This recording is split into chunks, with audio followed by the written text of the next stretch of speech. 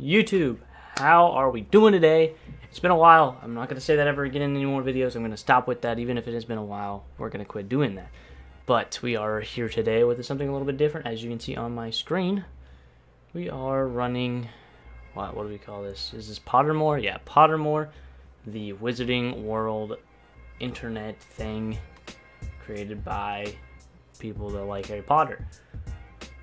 Anyways, I thought it'd be a pretty cool idea because I've been watching a lot of Super Carlin Brothers and the next Fantastic Beasts and Where to Find Them's coming out soon. So I thought, why not make a video on it and be sorted into my Hogwarts house.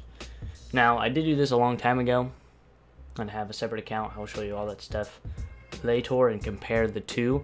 It was like 3 or 4 years ago. I did the sorting of my house. I also did my Patronus ceremony under my wand stuff. I don't think I did the Illimore house, the one that's the American thing. Don't know if I've done that yet or not on the other one. But so I had to make a new account, and we're just gonna jump on right into it. So we have two options here, of course: sorting hat, story, or we can just go straight into the experience, which we're just gonna jump right into it. So the first question: moon or stars? I feel like they're kind of the same thing, you know? But I'm going to stick with the moon because you get to see the moon, right? It's a little bit closer. You can actually, it's tangible. We've been on the moon before. You can't get to stars yet. What are you most likely or most looking forward to learn at Hogwarts? Apparition, being able to teleport.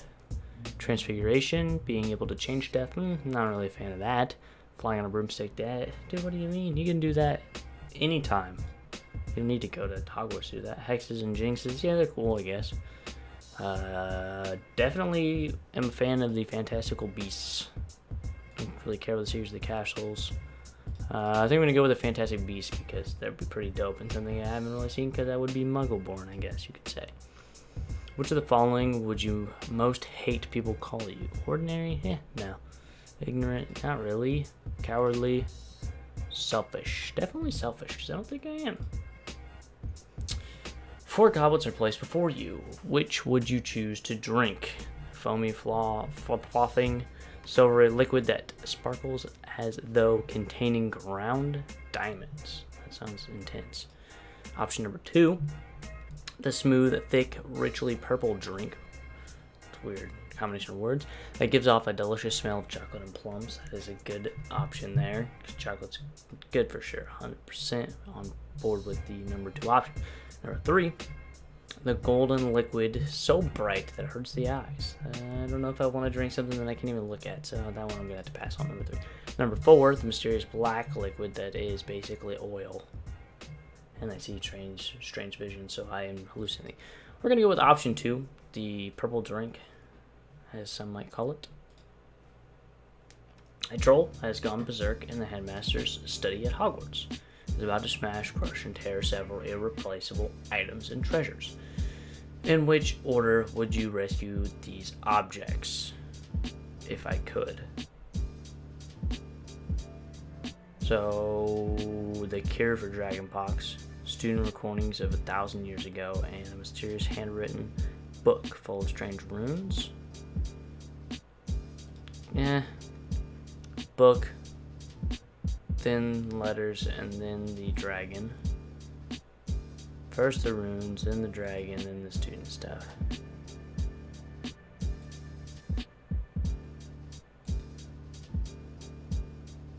I think I would have to go with the student stuff first.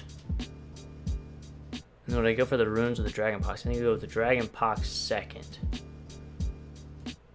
So I think I go with getting the student stuff,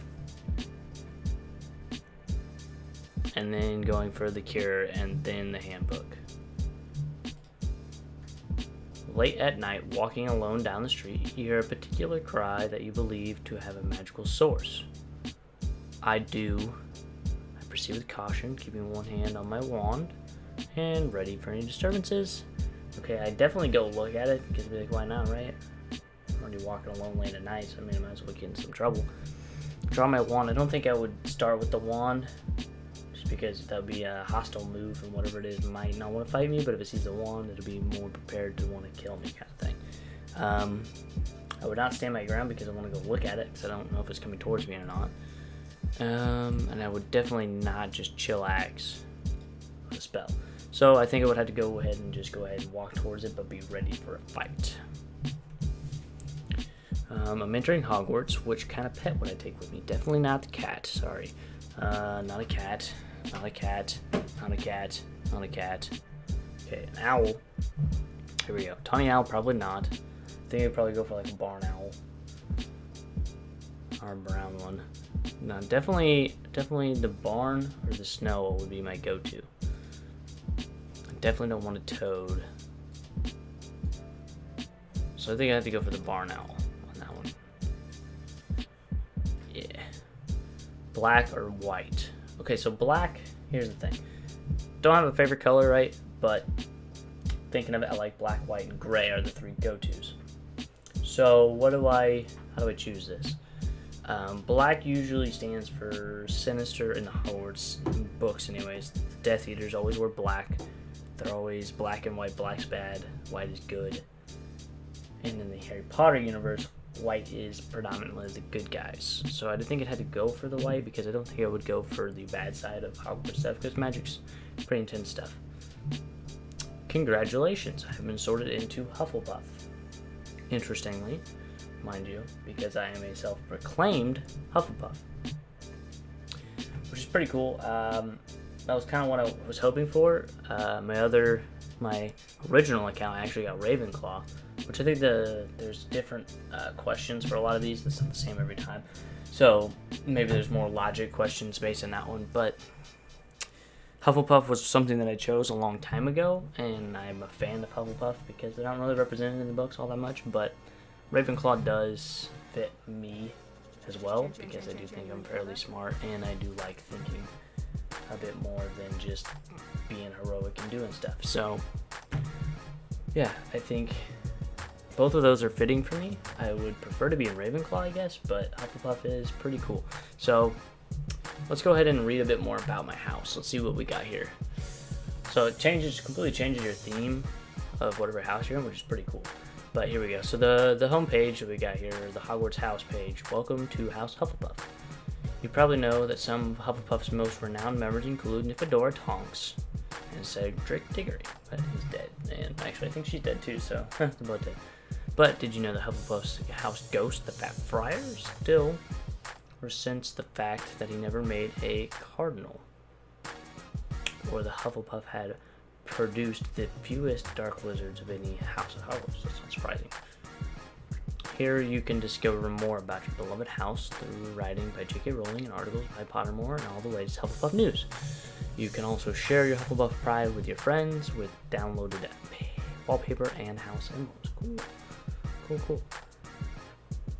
So yeah, Professor Sprout, Nymphadora Tonks, and Cedric Diggory, of course. Nice. And then Newt Scamander is also within Hufflepuff, which is probably because of the Fantastic Beasts and the Curiosity. Cool. Let's go ahead and download the wallpaper because it's pretty cool. Neat. Let's go ahead and pop out of that and back on up. Alright. Hufflepuff message. Congratulations, I'm Prefect Gabriel Truman and delighted to welcome you to Hufflepuff House. Our emblem is the badger, an animal is often underestimated because it lives quietly until attacked, but which, when provoked, can fight off animals much larger than itself, including wolves. Our house colors are yellow and black, and our common room lies one floor below the ground, on the same corridor as the kitchen. Now, I think I'm good yet. Now, there are a few things you should know about the Hufflepuff House. First of all, let's deal with the perennial myth about the place, which is that we're the least clever house. Wrong. Hufflepuff is certainly the least boastful house, but we produce just as many brilliant witches and wizards as any other. Want proof? Look up Gorgon Stump, one of the most popular ministers of magic of all time. He was a Hufflepuff, as were the successful ministers Artemis Lufkin and Dugald McPhail. Nice name. Then there's the World Authority on Magical Creatures, Newt Scamander, who wrote a bunch of books, and Bright Winlock, the famous 13th century Arthemancer, who's first discovered the magical properties of the number 7. Interesting. Hindage of Woodcroft, who founded the all-wizarding village of Hogsmeade, which you can travel when you're in Hogwarts, which is pretty cool, which lies very near Hogwarts School, Hufflepuff's all. So as you can see, we produce more of our fair share of powerful, brilliant, and daring witches and wizards, but just because we don't shout it out doesn't mean we get the credit we deserve. Ravenclaw in particular assumes that any outstanding achievement must have come from their house. I got in a big trouble during my 3rd year in dueling a Ravenclaw prefect who insisted that Brigid Winlock had come from his house, not mine. I should have gotten a week of detention, but Professor Spouse let me off with a warning and a box of coconut ice. Interesting. Sorry, I was just fixing something over there. Hufflepuff has trustworthy and loyal. We don't shoot our mouths off, but cross us at your peril. Like our emblem, the badger, we will protect ourselves and our friends and our families against all comers. Nobody intimidates us. However, it's true that Hufflepuff is a bit lacking in one area. We've produced a few Dark Wizards of any house in the school. Of course, you'd expected Slytherin to turn out evildoers, seeing as they've never heard of fair play and prefer cheating over hard work any day. But even Gryffindor, the house we got on best with, has produced a few dodgy characters. What else do you need to know? Oh yes, the entrance to the common room is concealed in a stack of large barrels in a nook on the right-hand side of the kitchen corridor. Tap the barrel 2 from the bottom, middle on the second row, in the rhythm of Helga Hufflepuff, and the lid will swing open. Interesting. We are the only house at Hogwarts that also has a repelling device for would-be intruders. If the wrong lid is tapped or the rhythm of the tapping is wrong, the illegal entrant is doused in vinegar. You will hear other houses boast of their security arrangements, but it happens that in more than 1,000 years, the Hufflepuff common room and dormitories have never been seen by outsiders. Like badgers, we know exactly how to lie low and how to defend ourselves. Interesting. Once you've opened the barrel, crawl inside and along the passageway behind it, and you will emerge in the coziest common room of them all. It is rounded, earthy, and low-ceilinged. It always feels sunny, and its circular windows have a large view of the rippling grass and dandelions. Interesting. There's a lot of burnished copper around the place and many plants which either hang from the ceiling or sit on the windowsills. Our head of house, Professor Sprout, is head of herbology, and she brings the most interesting specimen of which dance and talk to decorate our room. One reason why Hufflepuff are often very good at herbology. Our overstuffed sofas and chairs are upholstered in yellow and black. Our dormitories are reached through round doors in the walls of the common room. Copper lamps cast a warm light over our 4 posters, all of which are covered in patchwork, quilts, and brown bed warmers. Hang on the walls should you have cold feet. Our house ghost is friendliest of them all, the Fat Friar. You'll recognize him easily enough. He's plump and wears monk's robes, and he's very helpful if you get lost or in any kind of trouble. I think that's nearly everything I must say. I hope some of you are good at Quidditch players, because Hufflepuff hasn't done well, and I'd like it to be in the Quidditch tournament.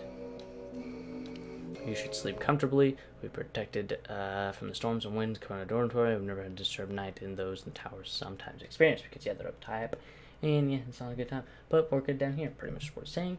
Once again, congratulations on becoming a member of the friendliest and most decent and most tedious, I don't know how exactly to say that, house of them all.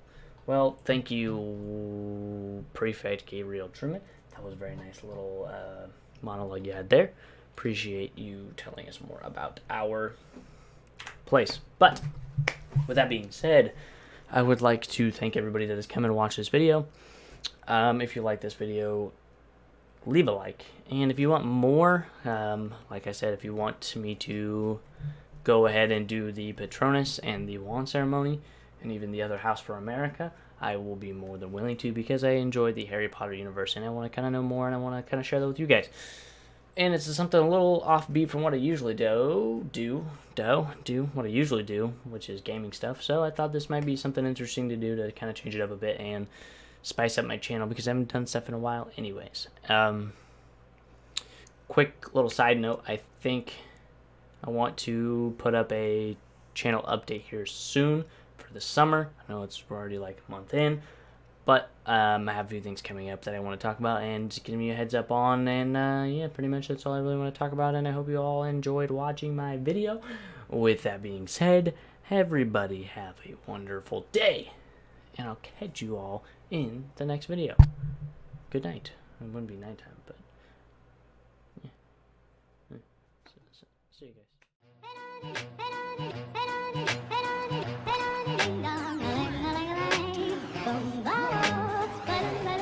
Oh, life could be a dream if I could take you up in paradise up above.